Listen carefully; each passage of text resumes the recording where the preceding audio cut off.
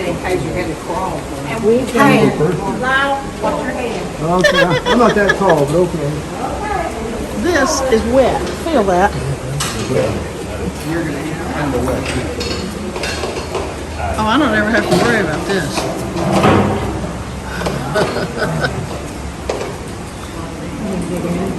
I'm sorry for you people that had to duck. Well, maybe it's going to get thicker. It does.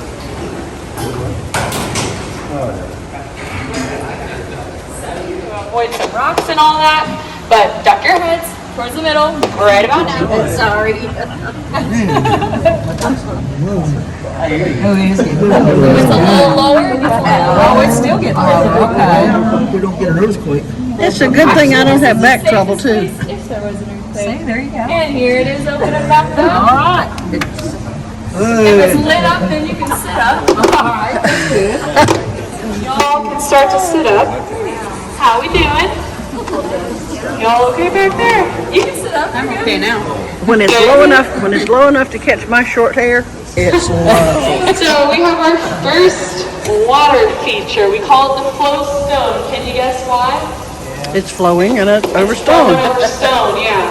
So the water deposits minerals, and just like how I said, the blue hull goes through a degassing process to give the blue color.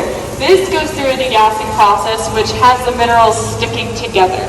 So if y'all ever had to clean soaps going off a bathtub, okay, same thing or similar thing going on here. Instead of soap, it is those minerals, that main mineral being calcite. Calcite can form a lot of things: limestone, sandstone, travertine, and that is what you're looking at there. So has anyone seen travertine tile? Oh yeah. There you go. Fancy. It is. Now, this is not from those dark ages, this whole dark area.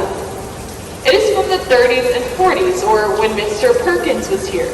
He was given tours. He was given his Jesse James tour. There used to be a cow pasture sitting on top of the cave.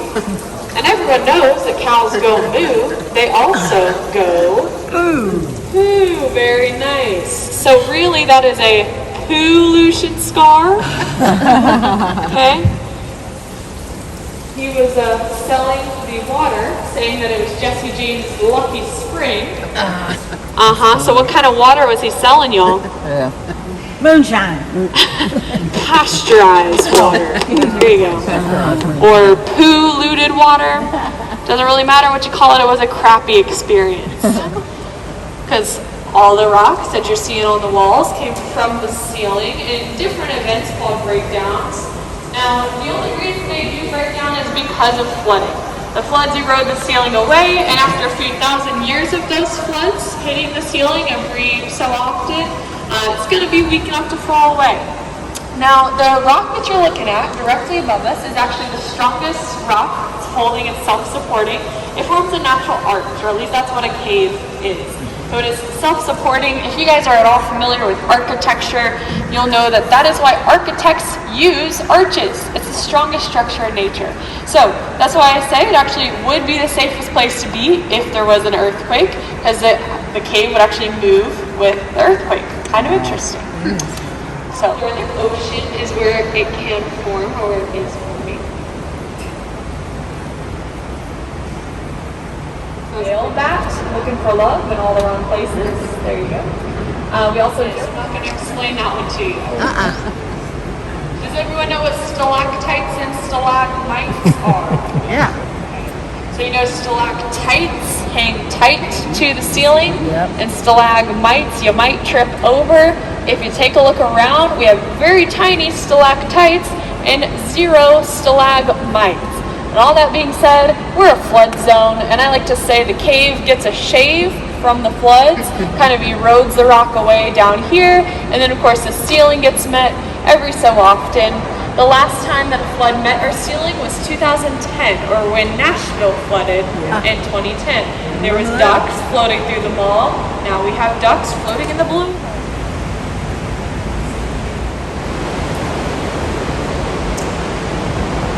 Have questions before we go toward the loud rushing water?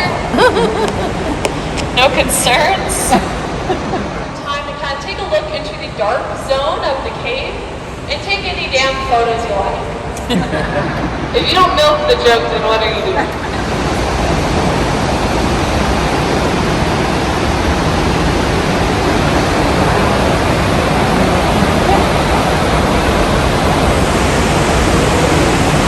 I don't concentrate on the seed.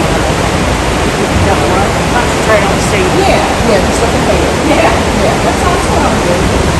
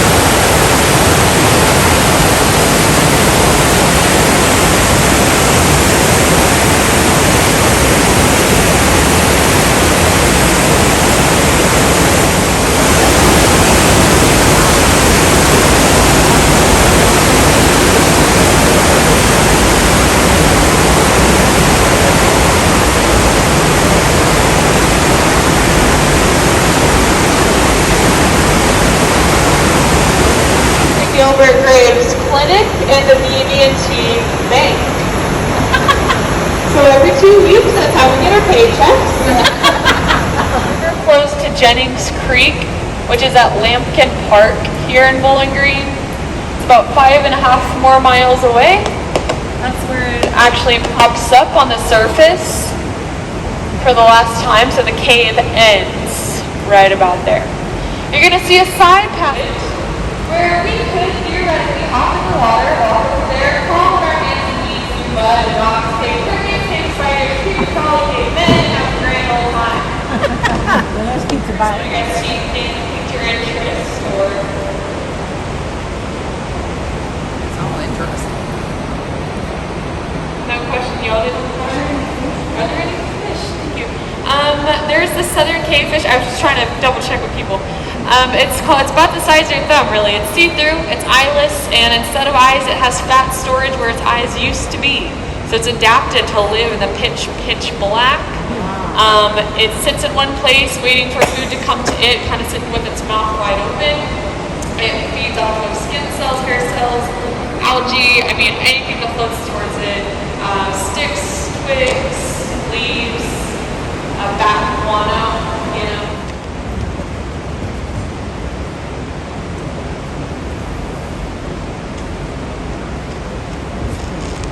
I think it's the largest one compared to the smallest.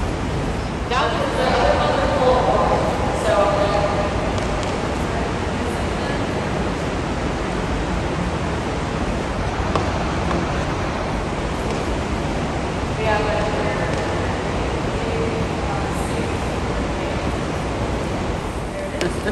but I'll show you guys some other cool things as we start to exit the cave. Just because we're kind of running out of caves, so there you go. But you guys never have tours where you walk in with wetsuits and... No. Why is the Yeah, so Mr. Perkins carved those steps in himself, and they do go behind the flow stone. I can point them out. On our way out, you'll be able to see them a lot better. But we have shininess, you know, the water dripping down. See the dragon shape? Or UK Wildcat if you're a fan.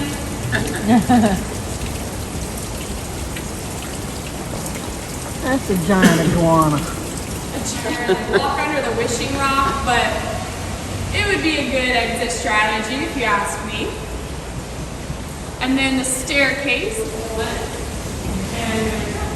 And then you can also see right over here is another karst conduit that actually is under the dance floor that pops out right here.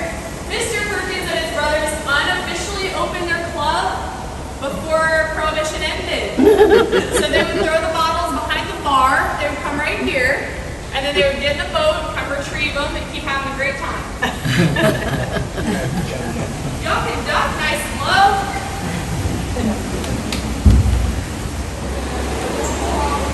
See how clear the water is.